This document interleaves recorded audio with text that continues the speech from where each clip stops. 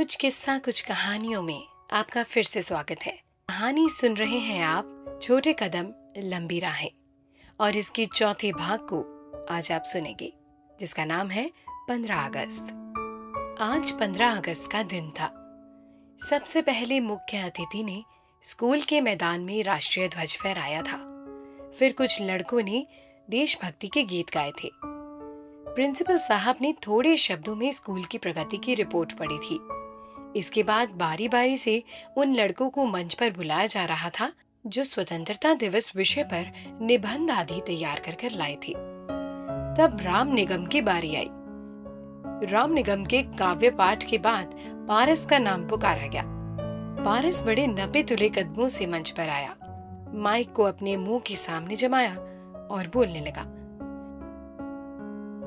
आदरणीय मुख्य अतिथि महोदय, प्रिंसिपल साहब, अध्यापकगण और मेरे प्यारे साथियों, बहुत ही खुशी का अवसर है कि हर साल की तरह इस साल भी हमें अपने स्कूल में स्वतंत्रता दिवस मनाने का अवसर मिला है। आज से ठीक 60 साल पहले हमारा प्यारा भारत विदेशी चंगुल से छूटकर आजाद हो गया था। तब से हम सबको एक स्वतंत्र देश की नागरिक कहलाने का गौरव प्राप्त हो चुका है। लेकिन जहां तक मैं समझ सका हूं, अपने आप को आजाद कह लेने और वास्तविक रूप से आजाद होने में बहुत बड़ा अंतर है। यहाँ पर मुझसे ज्यादा पढ़े लिखे, बुद्धिमान और सम्मानित महानुभाव उपस्थित हैं। मैं तो उनके मुकाबले में कुछ भी नहीं जानता। मुझे जब भी सुअवसर प्राप्त होता है, ऐसे महानुभावों से बातचीत हमेशा करने की कोशिश करता हूँ। साथ ही अखबार भी जरूर पढ़ा करता हूँ। इसलिए मेरे छोटे मुंह से कोई बड़ी बात निकल जाए तो आप प्लीज मुझे क्षमा कर दें, ऐसी आशा है। आप सबसे मैं ये पूछना चाहता हूँ, क्या हमने वास्तविक आजादी प्राप्त कर ली है? आए दिन हम सुनते हैं मजदूरों को मालिक पूरी मजदूरी नहीं देते, अपना हक मांगने पर उन्हें मारते पीटते हैं, सताते हैं और तो और उन्हें नौकरी तक से निकाल देते हैं, यहाँ तक कि जान से भी मरवा देते हैं। बहुओं को जला देने की घटनाएं हर रोज अखबारों में छपती हैं। शरीफ आदमी को हमेशा सताया जाता है। सताए हुए परेशान आदमी की यदि ऊपर तक पहुंच नहीं है तो पुलिस उनकी सुनती तक नहीं। न्यायालय से वह न्याय प्राप्त नहीं कर सकता। बच्चों को गायब कर दिया जाता है। अशिक्षा इतनी है कि बच्चों की बलि तक चढ़ा दी जाती है। मेरी कॉलोनी की माया रानी जैसी बहनें इतनी छोटी उम्र में घर घर की झाड़ू सफाई करने को मजबूर है। मेरे मंगत राम जैसे दोस्तों की पढ़ाई बीच में ही छूट जाती है। वे फीस चुकाना तो दूर, पेट भरने तक के पैसे नहीं जुटा पाते। क्षमा करे, चाहे कोई कुछ भी कहे, मैं तो उसी दिन को असली आजादी कहूंगा जब हमारे प्यारे देश भारत की सामाजिक, आर्थिक और राजनीतिक स्थितियां हम सबके अनुकूल होंगी। हर नागरिक को प्रगति के समान अवसर मिल पाएंगे। मैं संक्षेप में बहुत कुछ कह चुका हूं, अब थोड़े शब्दों में और कहूंगा। कहने की बात यह है कि हम ज्ञान प्राप्ति में सदा अग्रणी रहे। हम समाज में व्यापक प्रतिकूल स्थितियों से लड़ने, संघर्ष करने का बल प्राप्त कर सकते हैं। अभी अभी मेरे साथी राम निगम ने एक कविता पढ़ी। कविता पढ़ लिख कर ही हम ऊंचा पद प्राप्त कर सकते हैं। मैं क्षमा मांगते हुए निवेदन करना चाहूंगा कि शिक्षा के अर्थ द्वारा उन्होंने भी शिक्षित होने पर ही बल दिया है। ज्ञान को हम सीमित लक्ष्यों में बांधेंगे तो समाज को रूढ़िवाद से कैसे मुक्ति मिलेगी? समाज आगे कैसे बढ़ेगा? हमें सबकी भलाई के लिए पढ़ना है। मंगत राम और माया रानी जैसे बच्चों को शोषण से मुक्ति दिलाने के लिए पढ़ना है। इन बातों के लिए कभी पढ़ाई बीच में छोड़नी पड़े तो कोई हर्ज नहीं। हमारा वास्तविक उद्देश्य अपने राष्ट्र को आगे ले जाना है, अपने समाज में चेतना लाना है, ताकि हम असली रूप में आजाद हो सके। आप सबका बहुत बहुत धन्यवाद। जय हिंद। और तालियों की गड़गड़ाहट चारों ओर गूंज उठी। जब पारस मंच से उतरने लगा तो मुख्य अतिथि ने पारस को अपने पास बुलाया, उसकी पीठ ठोकी। क्या नाम है तुम्हारा? पारस। वाह, कमाल कर दिया। तुम बहुत ही होनहार बच्चे हो। कभी जरूरत हो तो मेरे पास जरूर आना। मुख्य अतिथि नगर के जिलाधीश डॉक्टर महेश गुप्ता थे। पारस की इतनी प्रशंसा और चारों ओर से उठती वाहवाही प्रिंसिपल साहब को अच्छी नहीं लगी।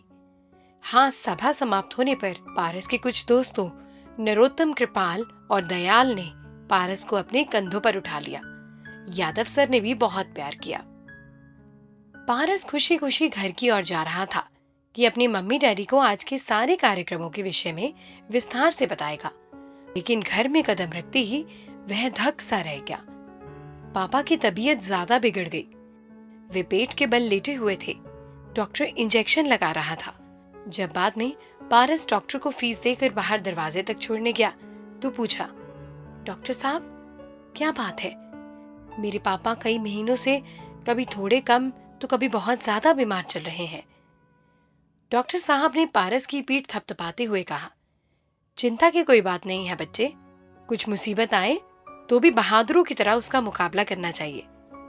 मैं तुमसे कुछ छिपाना नहीं चाहता, पर तुम घबराना नहीं। तुम्हारे पापा के शरीर में क्षय रोग के लक्षण पैदा हो गए हैं। वैसे तो आजकल ये एक मामूली बीमारी समझी जाती है। इसके लिए अच्छी दवाइयां बन चुकी हैं। फिर भी यदि तुम लोग इन्हें किसी पहाड़ी जगह, मेरा मतलब है किसी सैनिटोरियम लेके जा सको, तो तकलीफ ठीक करने में हमें मदद मिलेगी। तुम्हारी मम्मी को भी मैंने यही सुझाव दिया है। अंडरस्टैंड? ओके? और डॉक्टर साहब अपना बैग झुलाते हुए आगे बढ़ गए। पारस ने मम्मी से सलाह ली। मम्मी ने बताया, आजकल तुम्हारे चाचा मसूरी गए हुए हैं। उन्हें चिट्ठी लिखकर देखो। उनके वहां पर होने से हमें सुविधा रहेगी, पर तुम्हारी पढ़ाई का हर्जा वह मैं पूरी कर लूंगा। यदि वहां सब ठीक ठाक व्यवस्था हो गई तो मैं बीच बीच में आता जाता रहूंगा। पारस ने उत्तर दिया और चाचा जी को चिट्ठी लिखने बैठ गया, जो फौज में सेकंड लेफ्टिनेंट थे। तीसरे दिन जब पारस स्कूल पहुंचा तो एक लड़के ने बहुत अनजान बनते हुए पारस से टकराकर ठोकर मारी। क्या देखकर नहीं चल सकते? पारस ने उसकी शरारत समझते हुए सख्ती से कहा। वाह भाई खूब पारस साहब, दिखता तो सब कुछ केवल आप ही को है। स्कूल, समाज, राष्ट्र और दुनिया का चप्पा चप्पा। बड़ी तेज नजर पाई है जनाब ने। खूब जमकर मजाक उड़ाना आता है दूसरों का। बड़े विद्वान बने फिरते हो। हाँ, उस लड़के ने पलट कर उत्तर दिया। उस लड़के का दूसरा दोस्त भी साथ खड़ा खड़ा अजीब सी हंसी हंस रहा था। बोला, अबे पारस साहब क्या लगा रखी है जैसे खुदा हो। इन जैसों को तो परसू कहना चाहिए। परसू आए परसू। क्या दूसरों को बिना गिराए तुम ऊपर नहीं उठ सकते? मजा चखाऊं राम निगम की बुराई करने का। इतना कहने के साथ ही उसने एक लात पारस को जमा दी। पारस ने उसका हाथ पकड़ा तो 4-5 और लड़के पारस को घेर कर खड़े हो गए। इतने में नरोत्तम वहां आ गया। पारस का हाथ पकड़कर उसे एक और ले गया। नरोत्तम ने कहा, पारस इनसे उलझना ठीक नहीं। ये सब राम निगम गुट के लड़के हैं। शायद तुम नहीं जानते, राम निगम अपने प्रिंसिपल साहब का भतीजा है। इसलिए कुछ लड़के अपने फायदे के लिए राम निगम की तरफदारी करते हैं। तो क्या हुआ, मैं सबको समझ लूंगा। समझते क्या है अपने आप को? पारस गुस्से से कांपते हुए बोला। नादान नहीं बनते, नरोत्तम ने पारस को समझाया। वक्त और ठीक अवसर देखकर चलना चाहिए। अभी इन बदमाशों से उलझना ठीक नहीं है। कहते कहते वो पारस को दूर एक पेड़ के नीचे ले जाने लगा। तभी स्कूल लगने का घंटा बज गया। इस दिन के बाद राम निगम के गुट के लड़कों के साथ इन लोगों की तनातनी रहने लगी। पारस ने अपने साथियों को समझा रखा था कि जहां तक हो इस फिजूल किस्म की लड़ाई से बचा जाए। एक ही स्कूल के छात्रों के बीच बेकार के झगड़ों के क्या फायदा? देखने सुनने वाले सभी हंसेंगे। इसी तरह से दिन बीत रहे थे। एक दिन पारस सवेरे सवेरे दयाल के घर पहुंचा। उसे 15 दिन की छुट्टी का प्रार्थना पत्र दिया और कहा, दयाल इसे ध्यान से प्रिंसिपल या क्लास टीचर को दे देना। कोई फौज का सिपाही चाचा जी ने भेजा है। हम आज ही दोपहर की गाड़ी से जल्दी जल्दी तैयार होकर मसूरी के लिए रवाना होंगे। डॉक्टर साहब का कहना है कि कुछ समय किसी पहाड़ी पर रहने से मेरे पापा जल्दी ठीक हो जाएंगे। दयाल ने कहा, हाँ पारस, डॉक्टर साहब ने बिल्कुल सही सलाह दी है। तुम हर तरह से बेफिक्र होकर जाओ। अपने पापा की लगकर सेवा करना। यहाँ पीछे का कोई और काम हो तो वो भी बताते जाओ या जाकर खत लिख देना। वैसे भी चिट्ठी लिखते रहना। तुम्हें बहुत बहुत